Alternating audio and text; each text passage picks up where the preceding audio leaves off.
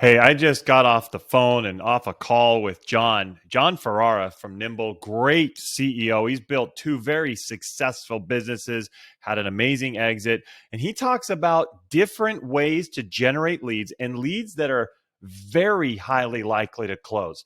He gives us some amazing insight into what they're doing and how they're scaling with some great strategies. He walks us through it and shares exactly how to do it. So give this one a listen. I think it's going to really help you get that maybe non-traditional way of growing your SaaS company and follow his path. You'll really like it.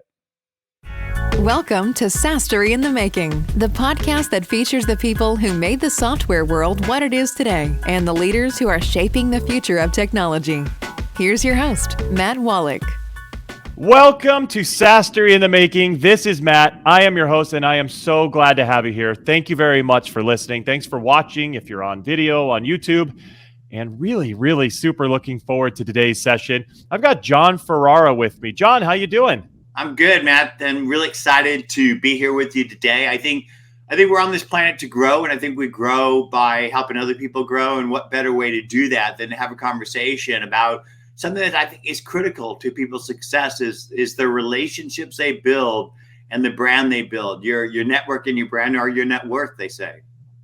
Yeah, I love that. And it's something that I've really been fortunate to be able to build that and find from some of the best out there, some of their techniques, some of their experience, and apply that myself. It's worked out pretty well. So I love that we're going to be able to talk about that today. Let me make sure I introduce you to everybody. Jon, I want to make sure they understand who you are. Jon Ferrara, he's the founder and CEO at Nimble. And Nimble is the simple, smart CRM for small business teams using Microsoft 365 or Google Workspace. It combines the strength of CRM, contact management, social media insights, sales intelligence, pipeline management, marketing automation. So much is packed in there. Really combines it all into a unified relationship management platform that delivers valuable company and contact insights everywhere you work. He's also formerly the CEO at Goldmine, had a successful exit there. And so Jon absolutely knows his stuff about building brands and helping others build theirs. Once again, Jon, thanks for coming in. You bet, Matt. I'm excited about our chat. Me too. So what's been going on with you lately? What's coming up? Well, I've been cooking a lot lately. I really think that one of the best ways to connect with another human being is to break bread with them. And for me, it's sort of a meditation at the end of the day of, doing what we do all day long, sitting in these chairs like we do. It's kind of nice to be able to do a little chop, saute. So that's been really great. I love it. What are you cooking? Well, last night I made this Sicilian chicken dish that is sauteed, braised chicken with Italian sausage, and it's mixed in there with some peppers and onions, and it comes out with this really nice sort of brown sauce. And it's the first time I made it. My dad's actually from Sicily, and so I like to pay homage to my papa and my uncles and my aunts from which I really learned my love of food. And so that's what I made last time. I love it. I'm a huge Italian fan. Chicken sambuca. I'll actually give you the link to the recipe so we can share it with the audience, because I bet there's some people out there that like to cook. Oh, I'm sure. I love to cook, and Italian is one of my favorites, both cooking and eating. So I got to have that. So absolutely send me the link when we're done here. I will. How about professionally? What's going on with Nimble? How are things coming?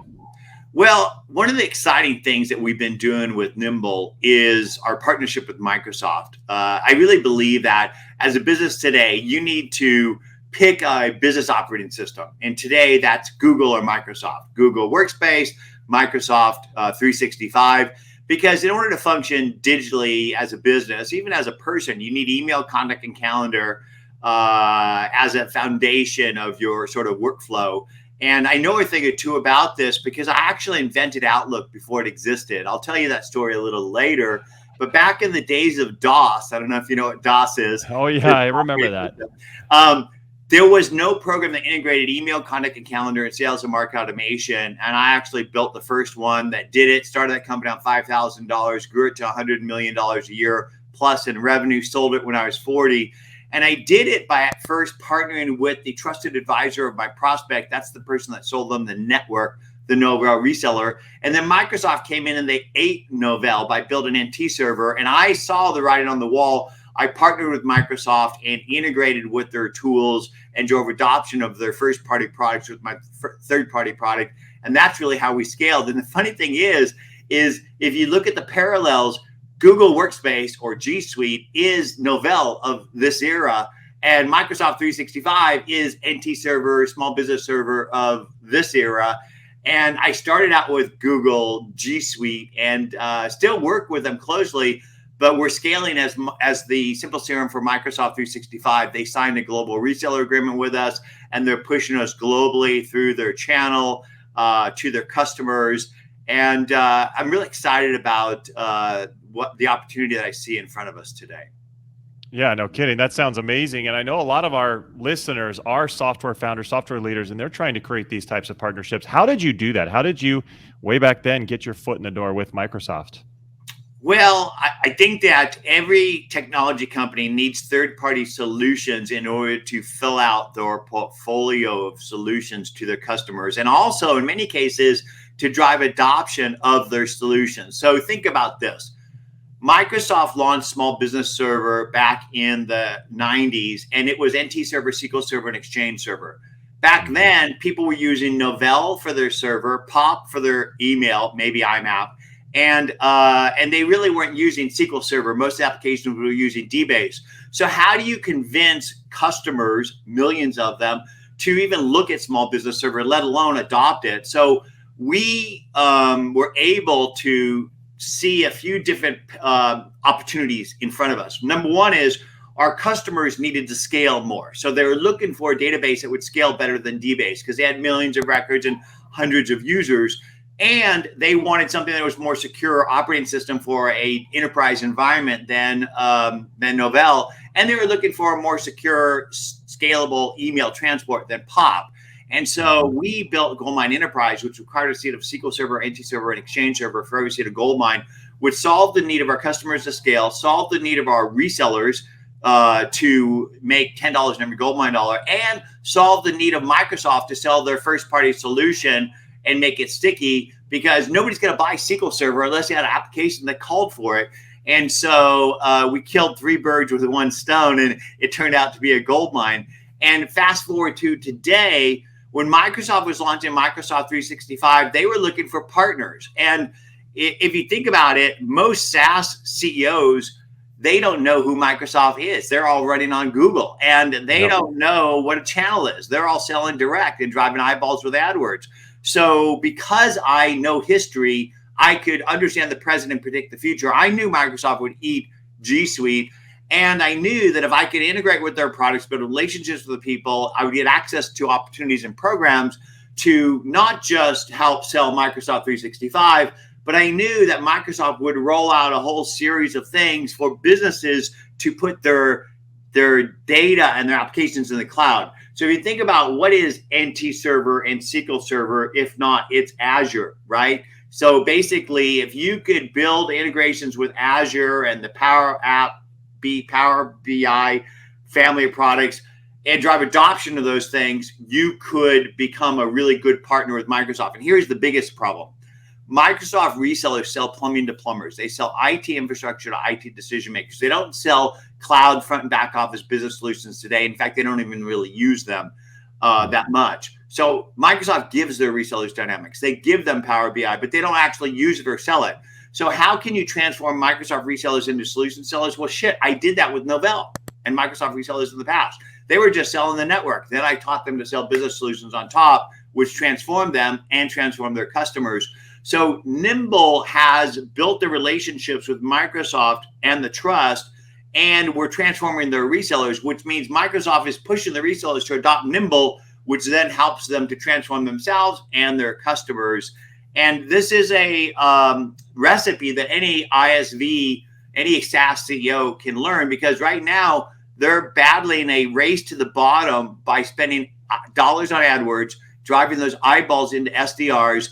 And all it does is increases their costs, because those AdWords are expensive, SDRs are expensive. Imagine if they could drive eyeballs with relationships with resellers who had trusted relationships with those end users, and they didn't have to pay the resellers other than some margin to go out there and sell it. And every single reseller has relationships with thousands of customers, and each customer has hundreds or thousands of seats. And that's a gold mine.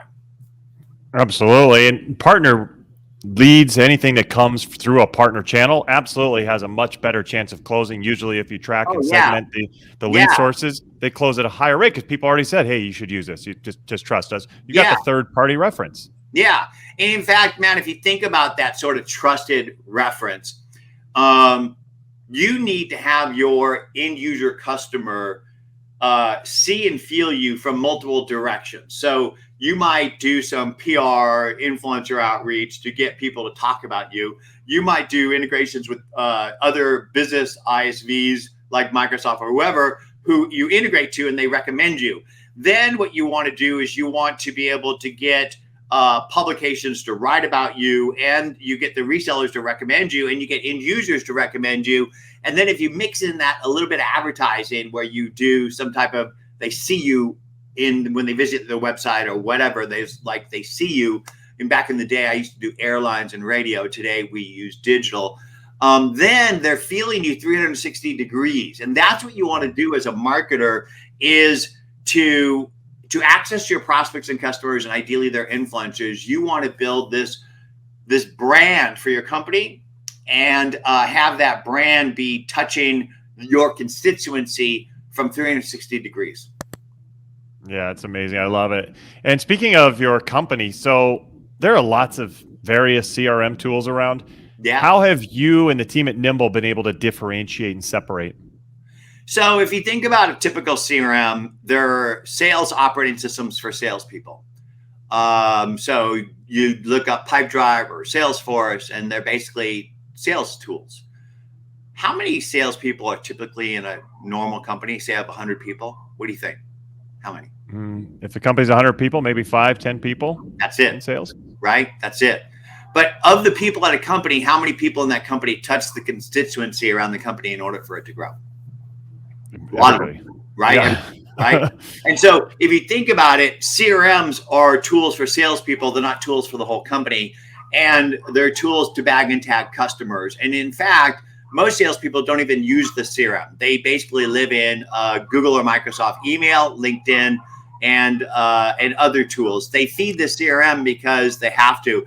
The reason they call it Salesforce, you have to force salespeople to use it. And so I know about this because I actually invented Outlook and Salesforce before either existed. And when I did it, it was Goldmine was a relationship platform for the whole company. So the way we differentiate Nimble is that we're the CRM for more than just salespeople. We're the CRM for the whole company, because I think that every company needs to have a contact platform that's shared across the entire organization. And what you have today with Google and Microsoft don't do that. So if you go into, what are you, Google or Microsoft at your company, Matt? We're Google. Okay. You never go into Google Contacts on your computer, do you? No. No.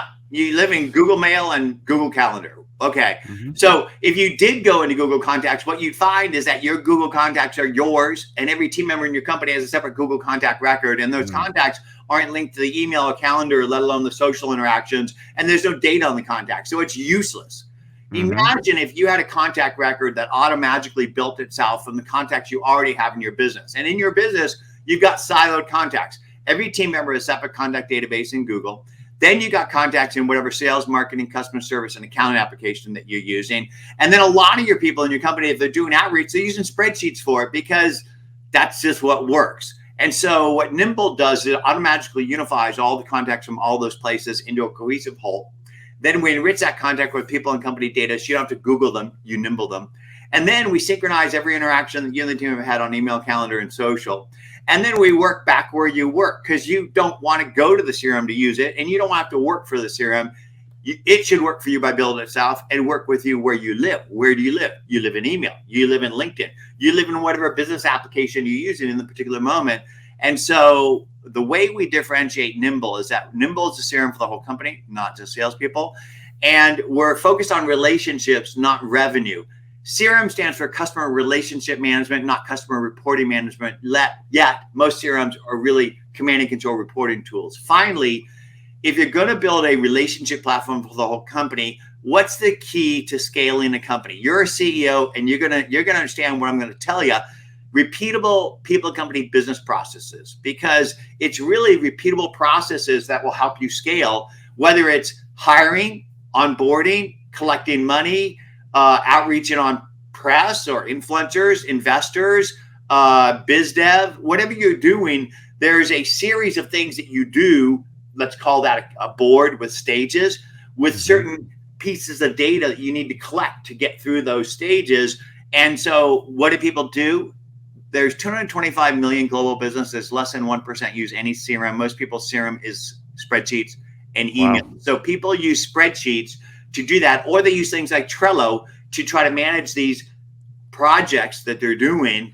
And what we did is we built workflows into Nimble, which enable you to define a board with a series of stages and cards that are people and company related with the data fields that you need to collect. So if you get an incoming email that is, say, an inquiry for a biz dev opportunity, or an inquiry for an order, or an inquiry for a new hire, you could put people on these workflows. And another example is networking. How many times have you gone and done some type of outreach on LinkedIn and outreach to them for a connection? Well, typically, if you're doing that, you want to put them through a process. You want to not just get the LinkedIn connection, but you actually want to get a face-to-face conversation going so you can propose to them some sort of mutual beneficial outcome. Well, that's a workflow. Most people, if they're even at least organized, they might outreach and then put a task on their CRM to say follow up. Well, you know what? That's not going to get you anywhere in life. Not good enough. If you're going to onboard people to do that job, and you're going to have to if you're going to scale, you want to teach them those repeatable processes. So Nimble is the team relationship manager that can help you scale your company, especially with our ability to build and manage these workflows that are critical to your success. I love it. Sounds super slick. I love the idea of having everybody be a part of it, and that everybody needs that information, because you're right. It's so separated and isolated right now, and it really hampers the communication and growth within the company. Let's talk about the constituency. So most companies are focused on prospects and customers.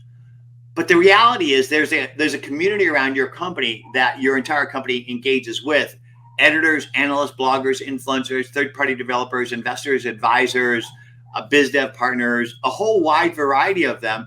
And as a CEO, you need to be aware of more than just the prospects and companies that you're engaging with and closing, because you need to be aware of that entire constituency that's going to enable you to build and grow your business.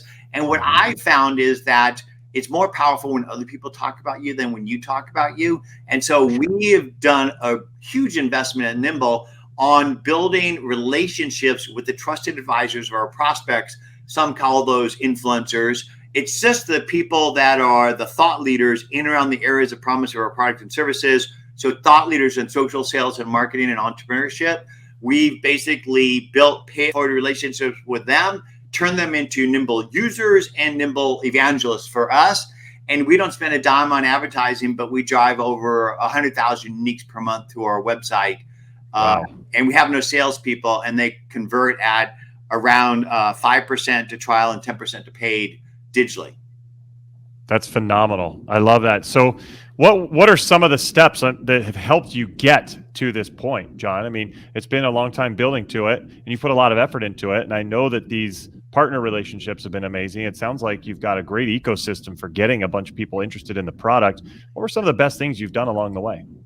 Well, I think one of the best things that I did was build a great team around me and trust them to do their job and empower them with the tools they need to do it, because you just don't do it on your own. And I'm here because of the team. And the second thing is recognizing that it's more powerful when other people talk about you than when you talk about you, and building the ability to build storytellers around our company. And here's a simple formula for anybody listening to do that. So you've forgotten more about your products and services than anybody you sell to. And so give your knowledge away on a daily basis. So build an identity in the places where your prospects, customers, and their influencers have conversations, LinkedIn, Twitter, wherever. Start giving your knowledge away on a daily basis. If you're not good at writing, then identify the top influencers in and around the areas of your promise of products and services and start to share their content. And hashtag the category and attribute their name in those shares. And if you'd start doing that, not just with your company brand and not just with your brand as the CEO, but also with your leadership brands of the individual people, because I think that in order to build a really solid brand today, you need to humanize it by helping your team members build their brands. And if you start doing that, sharing that content on a regular basis, and then listening and engaging with the intent not to bag and tag people, but to build relationships, to pay people forward, and to establish your brand, and by helping other people grow their brand, what that does is it not only lifts your company brand, but your personal brand, but starts conversations with the trusted advisors of your customers. And what that does is generate traffic to your website and helps you to grow. And so content curation from influencers in and around your products and services are an incredible way to build your brand, drive traffic, and then you combine that with the biz dev things that we've done with Microsoft and Google. You combine that with some other things, that partnerships that we built. I think that's a really great formula that's different than the typical SaaS CEO, which is digitally spending money on AdWords, advertising, and SDRs. I love it. It's so powerful when you have other people sharing and like you said, evangelizing about your product. We talked about how people coming through that channel usually close at a much higher rate.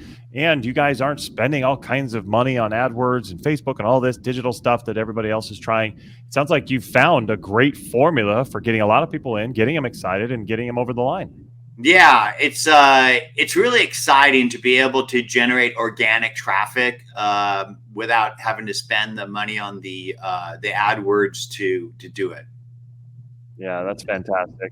So what final advice would you give to new software founders who are starting out looking to scale their company and kind of follow the path you've done, Jon?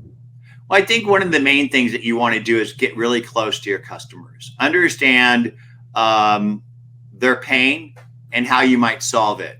One of the mistakes I see a lot of CEOs do is they talk a lot about themselves and their products. Guess what?